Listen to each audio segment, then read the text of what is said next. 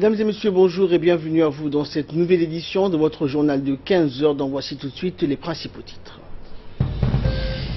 Lancement de la formation des auxiliaires puéricultrices au ministère de la Femme et de la Famille et bien sûr l'Institut de santé des sciences. Et en République démocratique du Congo, fin de l'épidémie Ebola. Voilà, donc c'était les titres. Merci à vous de nous rejoindre. Et nous débutons ce journal par cette information d'il y a quelques instants exactement. Le chef de l'État Ismaël Omar Guelleh qui vient de quitter aujourd'hui en début d'après-midi la capitale à destination d'Addis Abeba en Éthiopie afin de prendre part au sommet des chefs d'État et de gouvernement africains qui se tiendra les 3 et 4 juillet 2017.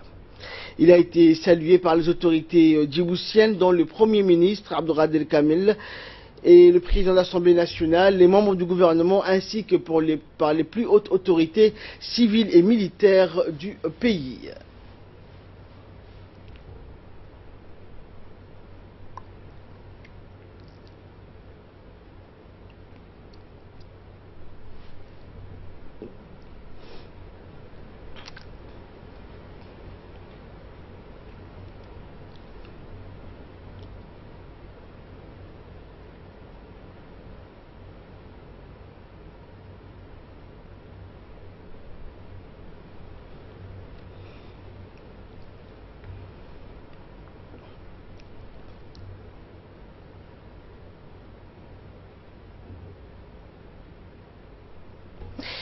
Également dans l'actualité, le ministère de la Femme et de la Famille, en collaboration avec l'Institut supérieur des sciences de la santé, connu sous l'acronyme ISSS, a procédé ce matin au lancement de la formation des auxiliaires puéricultrices au sein de cet institut même. Ce lancement de la formation intervient dans le cadre de la politique nationale pour le développement intégré de la petite fille et des cadres de la mise en place des crèches communautaires afin de permettre aux femmes en situation de précarité d'être plus disponibles pour pouvoir exercer ces activités génératrices de revenus. Et plusieurs femmes donc ont pris part à cet atelier. Et après cette dernière visite qui durera une période d'une année, les filles formées seront amenées à travailler donc dans des crèches que le ministère de la Femme et de la Famille souhaite implanter dans les régions ainsi que dans les quartiers défavorisés de la commune de Boulaos et de Balbala dès la rentrée prochaine. Sur une demande du ministère de la Femme et de la Famille. Et juste après, le ministre de l'Enseignement supérieur et de la Recherche, Dr Nabil Mohamed Ahmed, après les mots des vœux à l'occasion de la Eid el-Fitr et de la fête indépendance, a remercié dans sa allocution les organisateurs de cette formation, comme il a exhorté les efforts qui ont été fournis par les deux ministères afin de réaliser ce projet qui intervient dans le cadre de l'autonomisation des femmes et du développement, bien sûr, du pays. On l'écoute. Moi, je me réjouis de cette collaboration que nous avons avec le ministère de la Femme et de la Famille et mon ami Moumina. Notre vocation en tant que ministère de l'Enseignement supérieur et de la Recherche, c'est de contribuer au renforcement des capacités dans le pays. Je me réjouis parce qu'après 40 ans d'indépendance, aujourd'hui, nous n'avons plus besoin d'experts étrangers. Nous avons l'expertise nationale qui se trouve aujourd'hui au sein de l'Institut des sciences de la santé, pour pouvoir faire que ces jeunes filles puissent avoir les compétences nécessaires et accompagner les objectifs qui ont été tracés par Madame la Ministre dans ce projet donc, de formation d'auxiliaires de puéricultrices. C'est un résultat pour la République de Djibouti. Je suis convaincu également que nos formateurs et nos formatrices feront le nécessaire, sinon plus, et donneront d'eux-mêmes pour pouvoir faire que ces étudiantes, ces stagiaires puissent avoir toutes les compétences nécessaires pour conduire à bien ce projet. Et de son côté, la ministre de la Femme et de la Famille, Moumina Ahmed Hassan, a adressé ses sincères vœux à l'occasion de la Eid el-Fitr et de la fête nationale. Ensuite, elle a encouragé les jeunes filles à contribuer au développement du pays et a demandé aux futures auxiliaires puéricultrices à faire preuve d'assiduité et d'être ponctuelles afin de tirer profit de cette formation. On l'écoute. Heureuse d'être aujourd'hui parmi vous pour lancer cette formation, première dans son genre à l'ISS, comme l'a dit la directrice générale. Comme vous le savez, notre pays est en perpétuel développement et la seule richesse que nous avons en République Djibouti, ce sont les hommes et les femmes. Nous avons prouvé par notre capacité à contribuer au développement et si nous voulons être compétitifs au reste du monde, nous avons besoin d'avoir des femmes et des hommes bien formés. Le pays, le gouvernement a investi sur pas mal d'institutions de formation pour pouvoir atteindre ces objectifs de développement. Donc aujourd'hui, comme le ministre l'a dit, nous n'avons pas besoin d'envoyer nos enfants à l'étranger, nous n'avons pas besoin d'avoir des experts internationaux, nous avons toutes les institutions et ressources nécessaires pour pouvoir outiller et former nos jeunes afin qu'ils puissent contribuer au développement de ce pays. Et concernant les festivités commémorant le 40e anniversaire de notre indépendance nationale, celles-ci ont été observées bien sûr dans le pays, mais également à l'étranger. Nous nous dirigeons vers la Belgique, notamment en Bruxelles, où la communauté djiboutienne bruxelloise a célébré en grande pompe le 40e anniversaire de l'indépendance de la République de Djibouti. Tous les Djiboutiens ainsi que les amis de la République se sont retrouvés donc pour célébrer dans la joie et l'allégresse cet événement.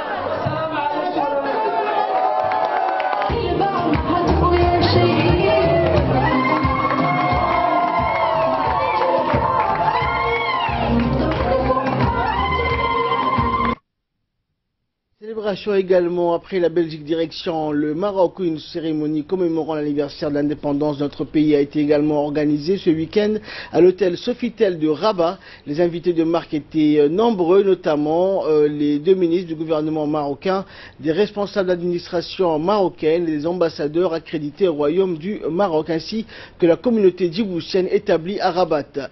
Également une autre fête de l'indépendance le 27 juin dans la ville de Meknes avec les étudiants djiboutiens résident au Royaume du Maroc. Et après le Maroc, direction l'Allemagne, l'ambassadeur de la République de Djibouti à Berlin, Adel Mohamed El Eita, s'est mis en couleur de Djibouti à la mode traditionnelle durant la cérémonie du 40e anniversaire de la décession de Djibouti à la souveraineté nationale survenue en 1977, qui a été organisée dans un grand hôtel de Berlin. Habillé donc en tenue traditionnelle et entouré de sa famille et de ses collaborateurs, Adel Mohamed El Eita, l'ambassadeur de Djibouti à Berlin, a accueilli plus de 200 convives diplomates ainsi que nombreuses autorités civiles et militaires. Adel Mohamed El Eita a rappelé donc lors de son discours les multiples réalisations de développement initiées par le chef de l'État Ismaël Omar Guelleh tout au long de ces dernières années. Il a notamment souligné le rôle prépondérant de notre pays dans le concert des nations grâce à la politique de paix, de progrès et de stabilité sous la conduite du chef de l'État. L'ambassadeur n'a pas manqué de relater également l'excellence des relations germano-djiboutiennes, tant au niveau diplomatique que dans la réalisation de multiples projets de coopération. Le discours du représentant du ministère des Affaires étrangères de l'Allemagne illustre par ailleurs ses propos et confirme l'image de rayonnement de notre pays auprès des autorités allemandes. Il a notamment déclaré que dans une région de l'Afrique de l'Est avec ses multiples conflits violents et ses grandes souffrances humaines, Djibouti demeure une havre de paix et une ancre de stabilité. Away, yeah.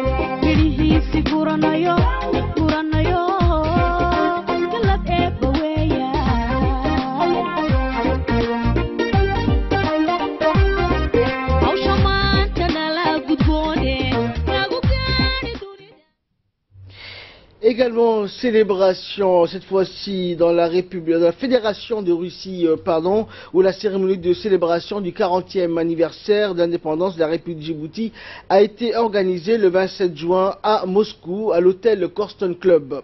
La cérémonie donc fut une fête grandiose et s'est déroulée en présence de tout le corps diplomatique accrédité en Fédération de Russie, ainsi qu'en présence d'autres officiels de la Fédération de Russie. Par ailleurs, plusieurs personnalités de différents horizons, dont celui du monde des arts, des affaires, de l'éducation, du tourisme, ont fait le déplacement afin de participer, de prendre part à la célébration de cet important anniversaire de la République de Djibouti. Les étudiants djiboutiens présents en Fédération de Russie ont participé activement à l'animation de cette cérémonie de célébration. Également, divers artistes de renommée de la scène artistique russe ont aussi pris part aux performances destinées à divertir les invités. Et après la Russie, direction Cuba, où le 40e anniversaire de l'indépendance de la République de Djibouti a été également célébré dans la soirée du mardi 27 juin, avec une réception à l'hôtel Habana Libre Trip de la Havane, en présence du ministre cubain de l'Agriculture, des vice-ministres des Affaires étrangères, de l'ensemble du corps diplomatique accrédité à Cuba et des représentants des institutions cubaines. L'occasion fut propice pour faire remarquer le chemin parcouru par la République de Djibouti depuis son accession à l'indépendance, ainsi que pour aborder ses projets à l'avenir et souligner l'état des relations bilatérales avec Cuba. L'ambassadeur et l'ensemble de ses collaborateurs ont présenté à cette occasion leurs meilleurs vœux des fêtes de l'indépendance. Et de là, nous passons à l'actualité internationale. Fin de l'épidémie Ebola en République démocratique du Congo. En République démocratique du Congo, donc, l'épidémie Ebola a été déclarée officiellement terminée après avoir fait 4 morts. C'est un grand soulagement pour les habitants de la zone sanitaire de Likati. En République démocratique, l'épidémie Ebola, donc, n'est plus qu'un vieux souvenir selon les derniers rapports des autorités sanitaires du pays. C'est du moins ce qu'a déclaré ce samedi le ministre congolais de la santé publique. Cette annonce fait suite à 2 périodes d'incubation de 3 semaines sans déclaration de nouveaux cas de la maladie. L'épidémie qui s'est déclarée donc en mai à Likati, selon le décompte officiel, fait 4 morts sur les 5 cas confirmés. Ce bilan qui aurait pu être plus lourd si la maladie s'était donc déclarée en zone urbaine d'après les autorités sanitaires. Le fait qu'elle se soit déclarée dans les forêts isolées du nord-est du pays a en effet permis sa rapide maîtrise sans même l'utilisation du nouveau vaccin expérimental anti-Ebola. Cette nouvelle épidémie aura donc fait au moins de victimes que la dernière vécue par la RDC en 2014. Elle avait alors fait 49 morts, mais l'épidémie d'Ebola, le plus meurtrier, reste celui qui a fait 11 310 morts en Afrique de l'Ouest entre 2013 et 2016. C'est tout pour cette édition. Merci à vous de nous avoir suivis. Restez avec nous. Nous nous retrouvons dans quelques instants pour le focus de l'après-midi.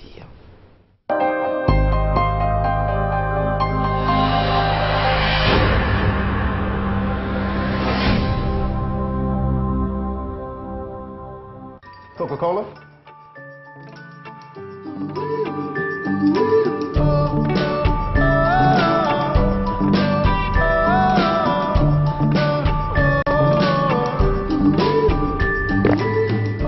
Oh, c'est le Happy Hour. Alors, vous avez gagné un Coca-Cola gratuit. Mais il faut le boire ici.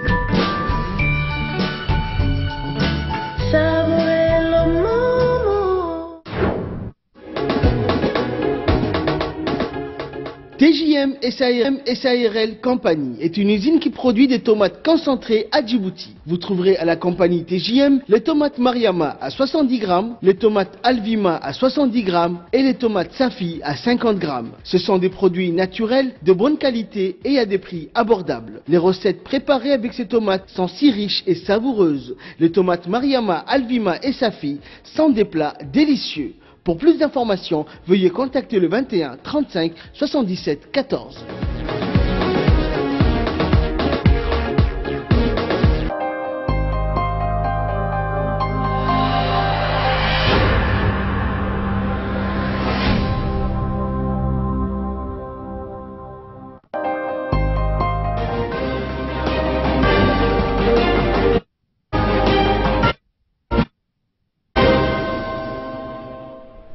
Merci à vous de nous rejoindre donc pour ce focus avec Nagat Fouad. Bonjour Nagat. Bonjour Ahmed. Donc nous avons parlé il y a quelques instants de l'épidémie d'Ebola qui a été éradiquée donc en République démocratique du Congo, mais il y a une autre épidémie qui fait rage. Celle-ci c'est au Yémen. Il s'agit de l'épidémie de choléra qui a fait jusqu'à présent 1500 morts. Non, effectivement, comme vous l'avez dit, c'est l'épidémie de la choléra qui sévit au Yémen et qui a fait d'ailleurs 1500 morts, a indiqué le représentant de l'Organisation mondiale de la santé dans le pays. Novio.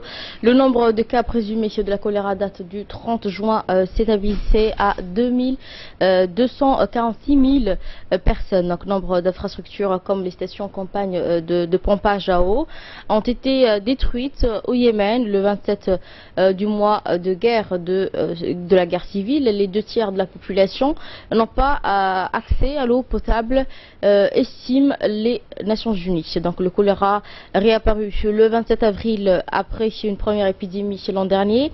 Elle touche désormais du 20 aux 22 provinces du pays. La maladie trouve qui est dans la salubrité du terrain propice à se développer. Donc les établissements hospitaliers encore opérationnels sont confrontés à une pénurie de médicaments et à des coupures de courant électrique notamment. Donc les conflits ont fait 10 000 morts jusqu'à présent depuis 2015. Ahmed. Merci Nagat pour toutes ces précisions. Merci à vous de nous avoir suivis. Excellent après-midi à toutes et à tous.